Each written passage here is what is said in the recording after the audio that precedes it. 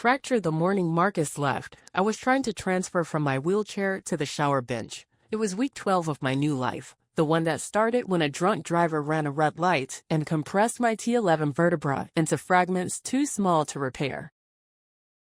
12 weeks of catheters and phantom pains and the particular humiliation of needing help to shit. I heard him before I saw him. That specific sigh that had become the soundtrack of our marriage, the one that said, "This is not what I signed up for." "Olivia."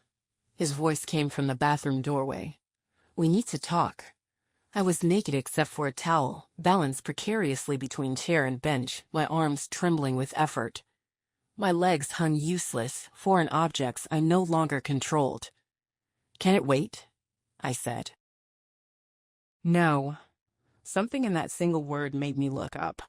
Marcus stood with his hands in his pockets, already dressed for work in one of his tailored suits. His face had that expression I'd seen in the hospital when doctors gave us the prognosis, a kind of preemptive distance like he was already somewhere else. Orchestrated pacing strategy to construct emotionally layered narrative arc. I need to pace this carefully to reach 7,000 words.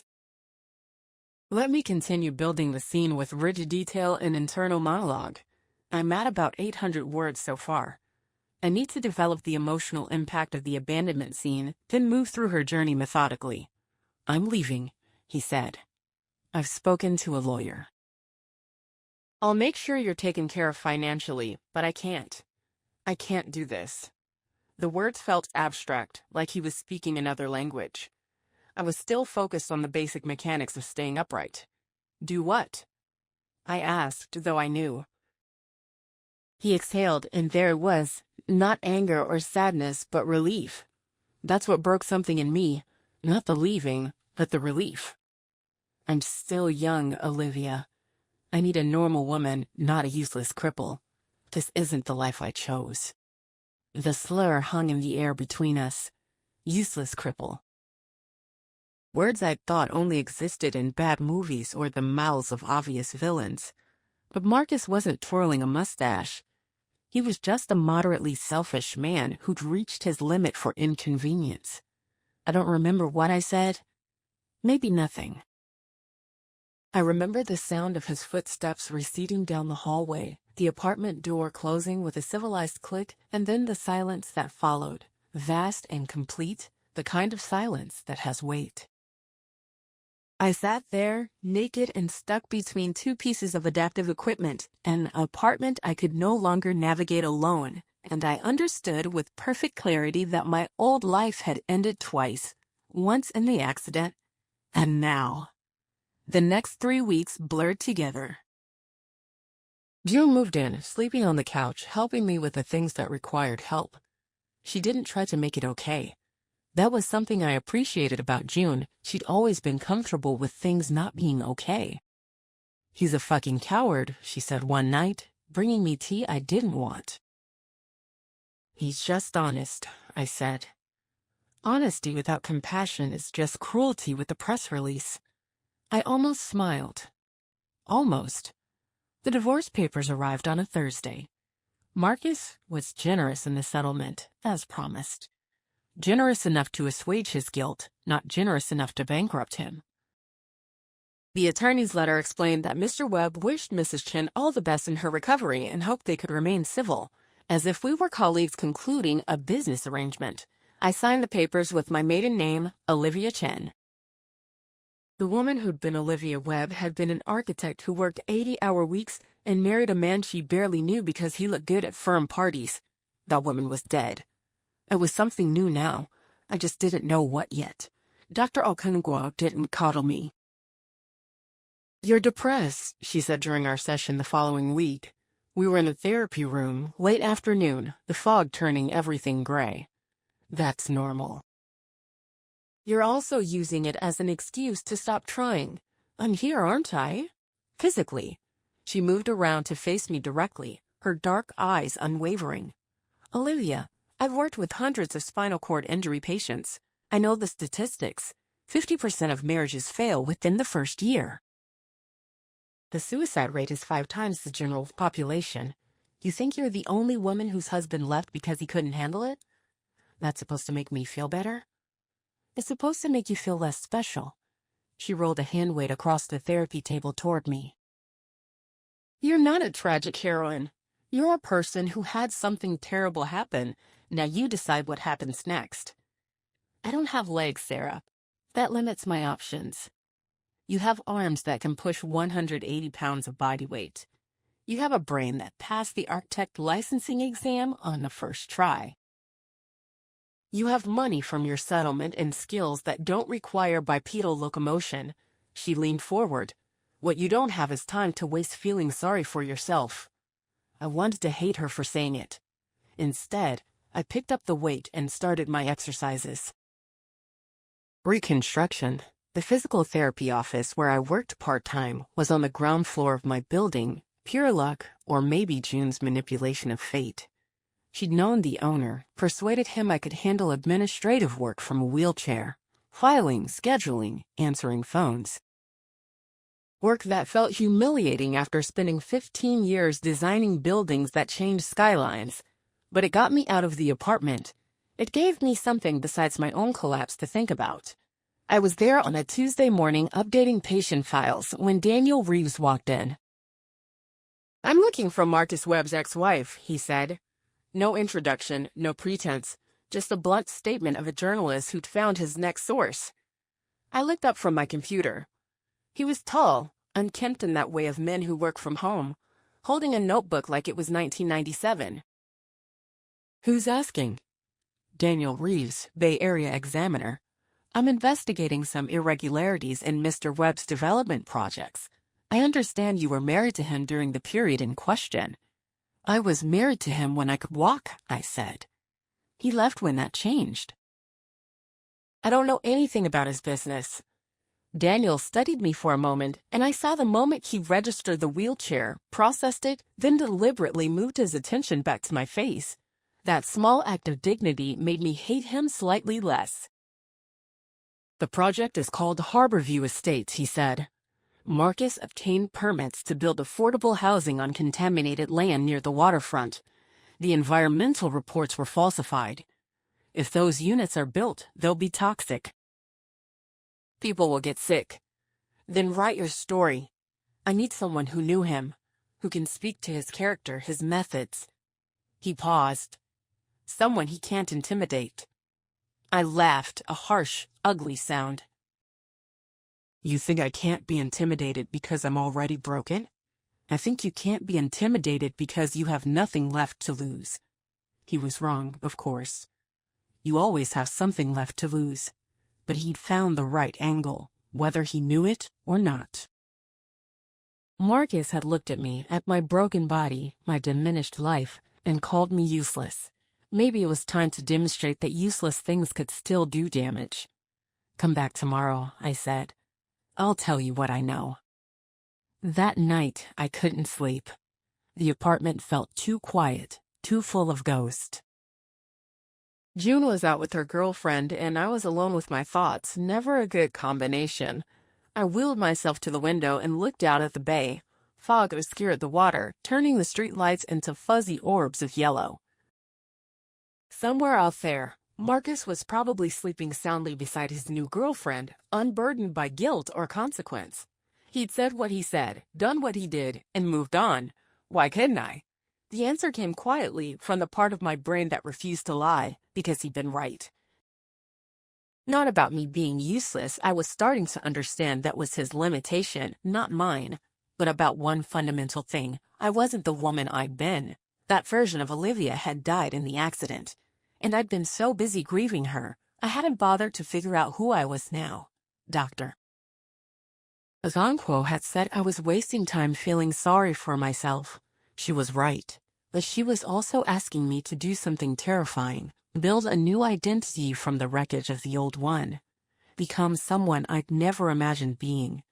The question was whether I was brave enough to try. Daniel came back the next day with coffee and a file folder 3 inches thick. Harborview Estates, he said, spreading documents across my desk.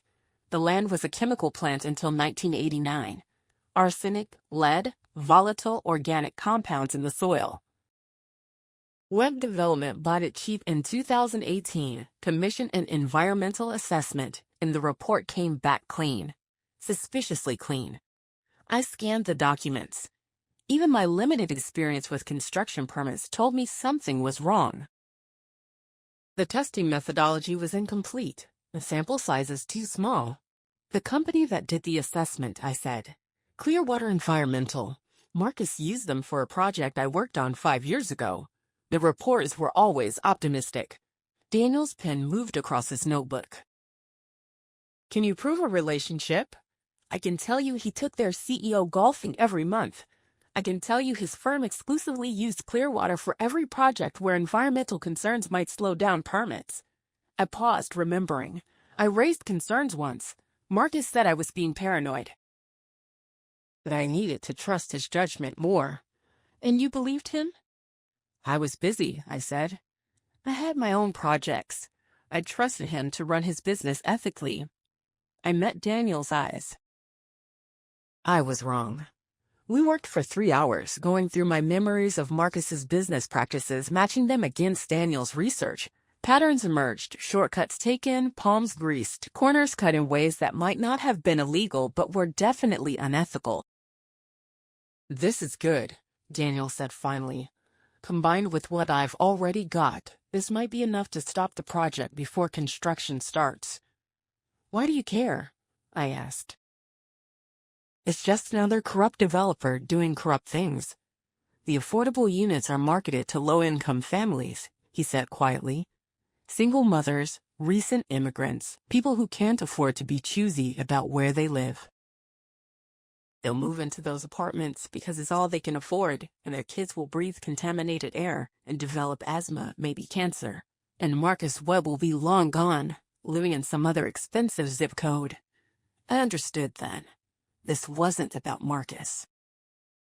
It was about the people he was willing to sacrifice for profit, people he saw as disposable, just like he'd seen me as disposable when I stopped being useful. I'll do it, I said. Whatever you need. I'll testify if it comes to that. Daniel smiled, the first genuine expression I'd seen from him. Thank you. He gathered his papers, but paused at the door. Can I ask you something? You can ask. Why are you helping me? You said you have nothing to lose, but that's not true. Webb could make things difficult for you. Drag you through legal proceedings, attack your credibility. And I considered the question. The answer came from somewhere deep, somewhere I didn't usually access. Because I'm tired of being useless, I said. Resistance, the article ran 3 weeks later. Front page of the Bay Area Examiner. Development corruption, how one builder put profits over people. Daniel had done his work well, interviews with environmental experts, leaked documents from inside web development, and a damning quote from Marcus's ex-wife, the architect who'd once trusted his judgment. My phone started ringing before dawn. You vindictive bitch. Marcus's voice shook with rage. Do you have any idea what you've done? Told the truth. You've destroyed years of work, hundreds of jobs. All because you're bitter about the divorce. This has nothing to do with the divorce. Everything you do is about the divorce. He was shouting now. You're pathetic, Olivia. Sitting in your wheelchair, trying to drag me down to your level. Something cold settled in my chest. Not anger, but clarity. You called me useless, I said quietly. You told me you needed a normal woman, and then you walked away like I was garbage you were throwing out. So yes, Marcus, I'm dragging you down. Not to my level, just down. I hung up. June came into my room 30 seconds later. That sounded productive. He's furious. Good. She sat on the edge of my bed. You know he's going to fight back, right? Men like Marcus don't just accept consequences. Let him try. But June was right to worry. Marcus had resources, connections, lawyers who billed $800 an hour. Within a week, his attorneys filed a defamation suit against both the newspaper and me personally. They claimed I was a disgruntled ex-spouse making false allegations to punish him for ending our marriage. This is a slap suit, Daniel explained when we met with the newspaper's legal team. Strategic lawsuit against public participation. He's not trying to win. He's trying to bankrupt you into silence. Will it work? Not if you don't let it. The depositions were brutal. Marcus's attorneys were professional assassins in Brooks Brothers suits, picking apart my credibility with surgical precision. They questioned my mental state, suggested the pain medications I took affected my judgment, implied that my disability had made me vindictive and unstable. Mrs. Webb, excuse me, Miss Chen, the lead attorney said, his voice dripping false sympathy.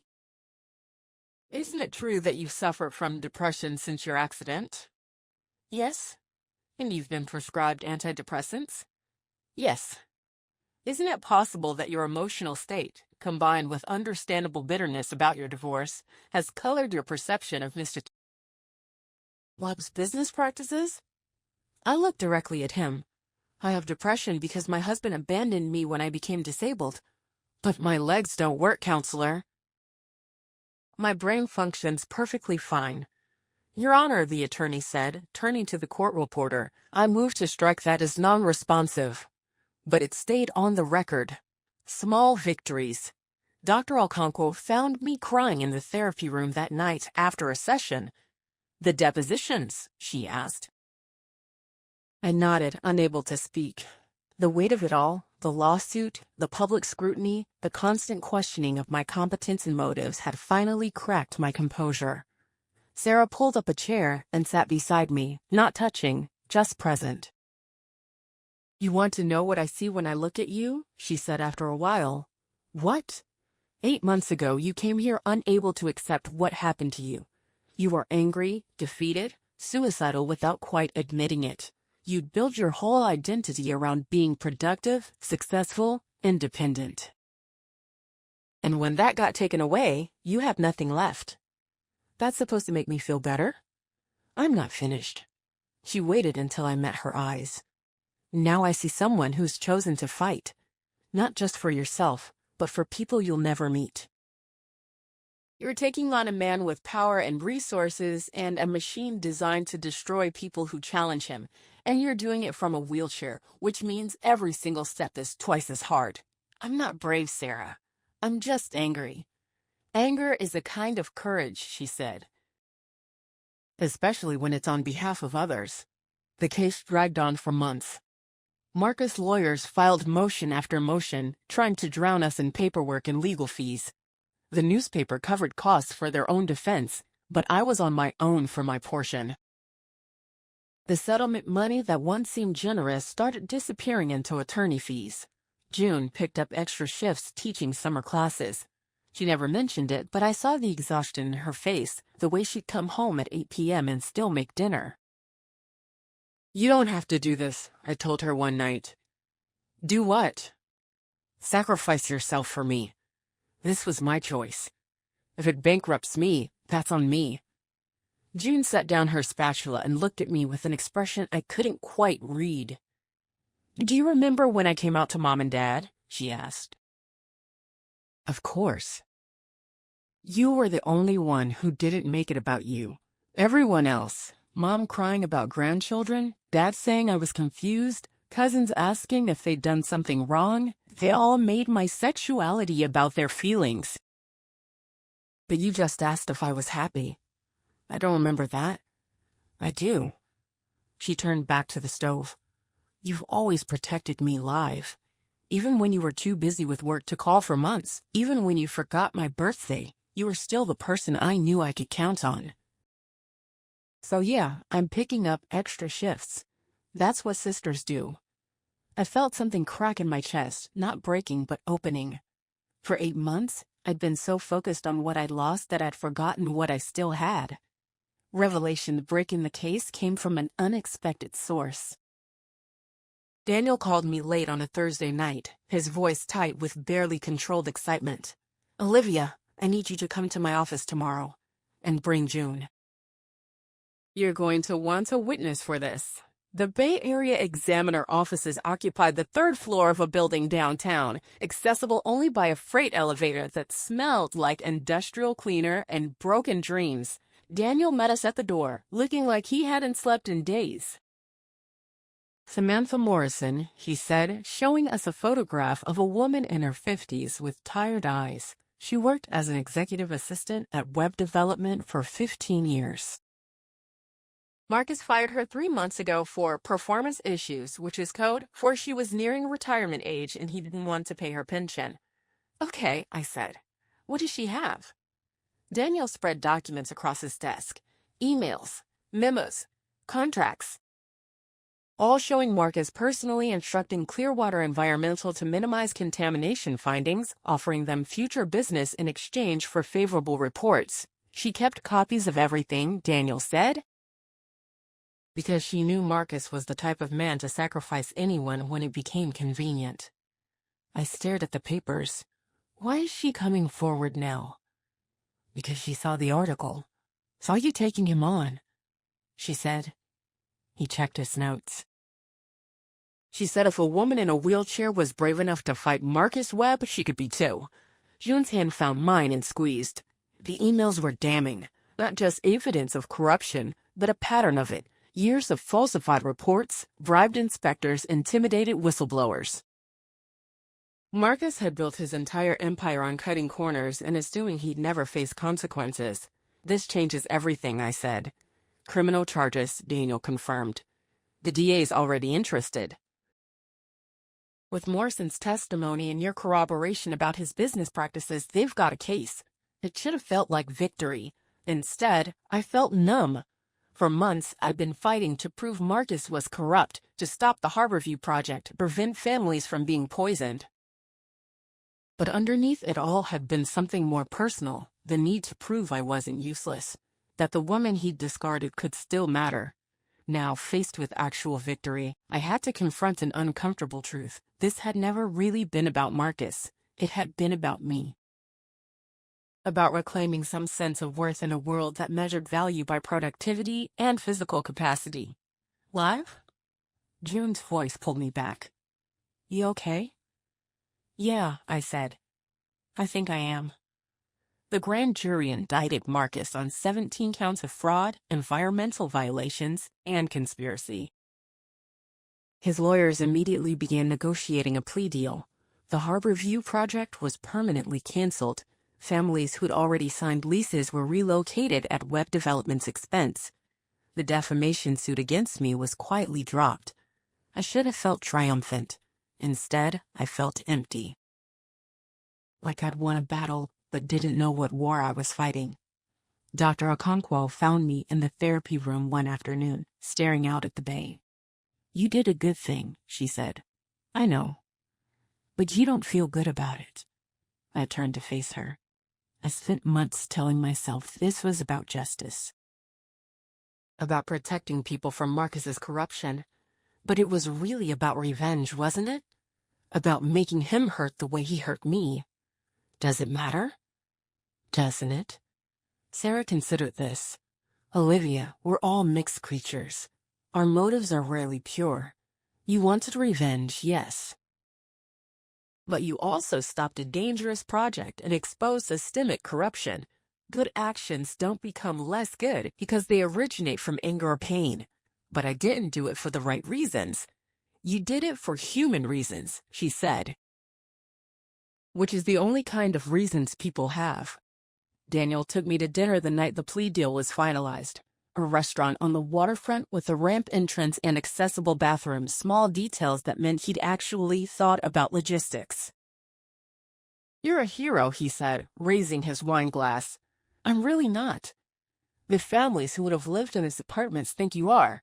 The workers who would have torn down contaminated buildings without proper safety equipment think you are." "You saved lives, Olivia. I ruined my ex-husband. You held him accountable." Daniel set down his glass. "Those aren't the same thing." We ate in companionable silence for a while. The sun was setting over the bay, painting the water gold and orange. Beautiful, like something from a postcard. I'd spent 8 months seeing the world through the lens of what I'd lost. Maybe it was time to start seeing what was still possible. Can I ask you something? Daniel said. Sure. What are you going to do now? It was the question I'd been avoiding. The lawsuit was over. Marcus was facing prison time. The families were safe. I'd accomplished what I set out to do. Now what? I don't know, I admitted. For months, taking down Marcus was my entire purpose. Without that, you need a new purpose. Yeah. Daniel smiled. You're an architect. Cities are full of buildings that aren't accessible. Transit systems designed without considering disabled people. Public spaces that might as well have signs saying wheelchairs not welcome. He leaned forward. Sounds like you have work to do. Something sparked in my chest.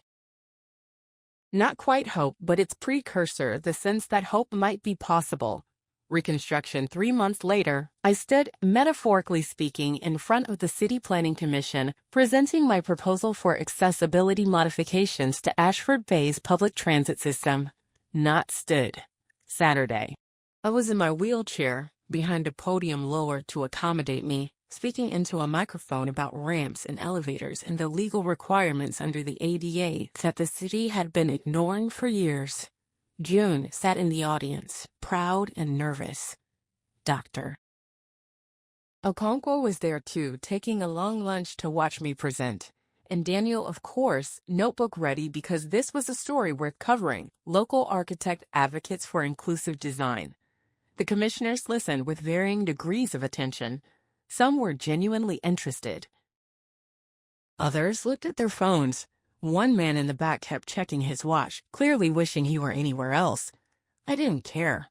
I had prepared for this. I had data, architectural drawings, cost-benefit analyses, examples from other cities. I had rebuilt myself into someone who could do this, not in spite of the wheelchair, but partially because of it.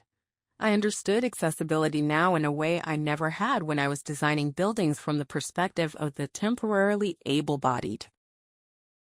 The current bus system, I said, requires passengers to navigate a 12-inch gap between platform and vehicle. For wheelchair users, that gap might as well be a canyon. My proposal includes raised platforms at major stops and low-floor buses with automated ramps. The initial cost is $2.3 million. The cost of continued ADA non-compliance lawsuits? Substantially higher. A commissioner raised her hand. Ms. Chen, your proposal is thorough, but we have budget constraints. Is this really a priority? I thought about Marcus standing in that bathroom doorway telling me I was useless. I thought about the lawyers who'd questioned my competence because I took antidepressants. I thought about every building entrance I couldn't access, every restaurant with bathrooms too narrow, every public space designed as if people like me didn't exist. 17% of Americans have disabilities, I said. That's 57 million people.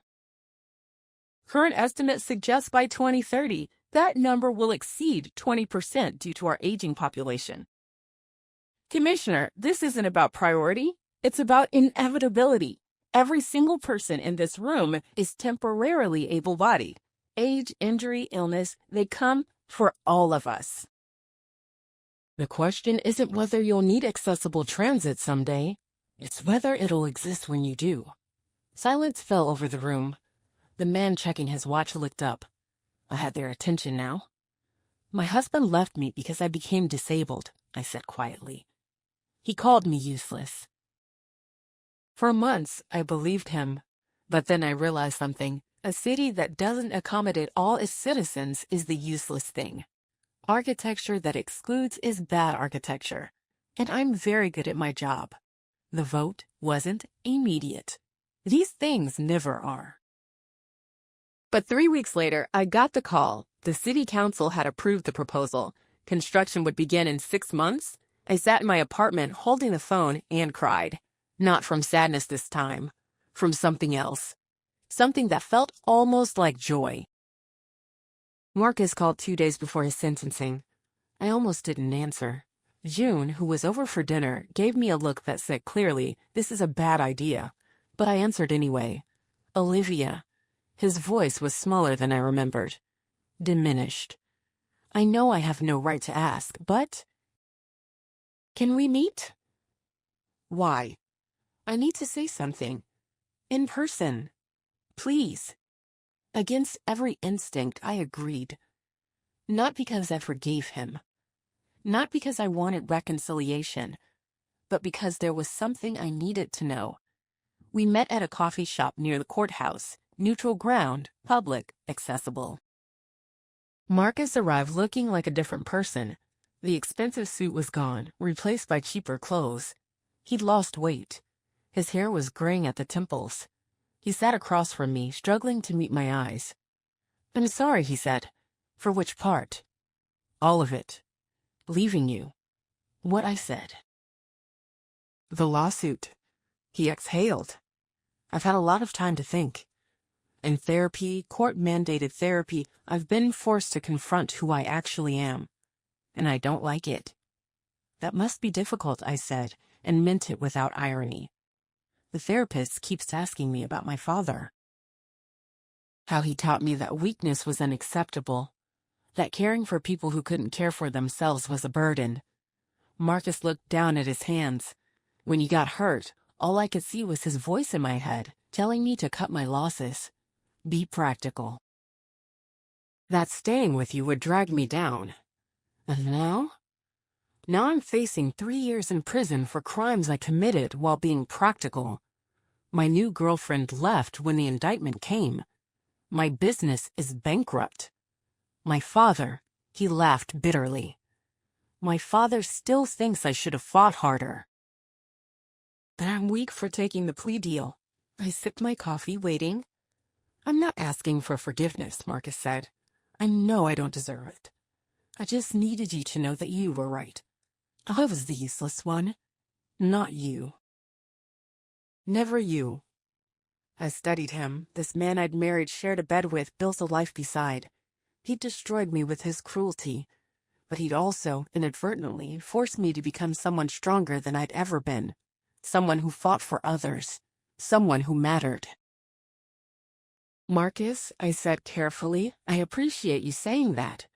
But I need you to understand something. I don't need your validation anymore. I spent months wanting you to see that I had value. But my value doesn't come from whether you recognize it. It comes from me. From what I choose to do with my life." "I know. Do you?" I leaned forward. "Because you're sitting here, 3 years too late, trying to get absolution from the person you wronged most.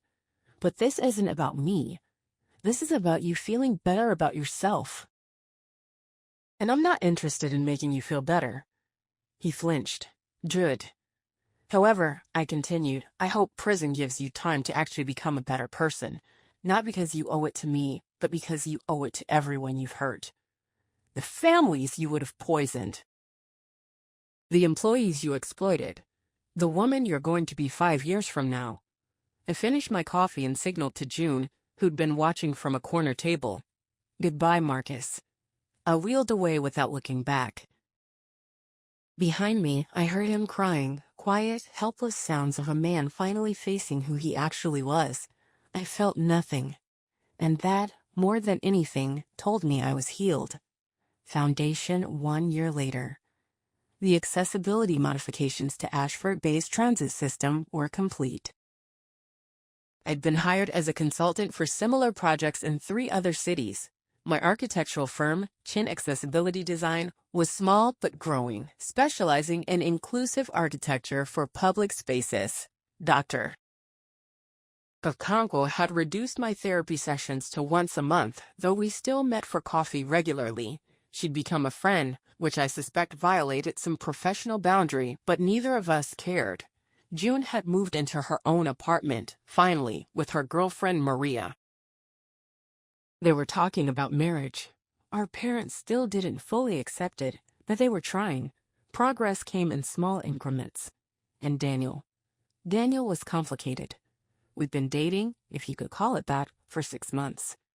Taking it slow, both of us scarred by previous relationships. But there was something there. Something real.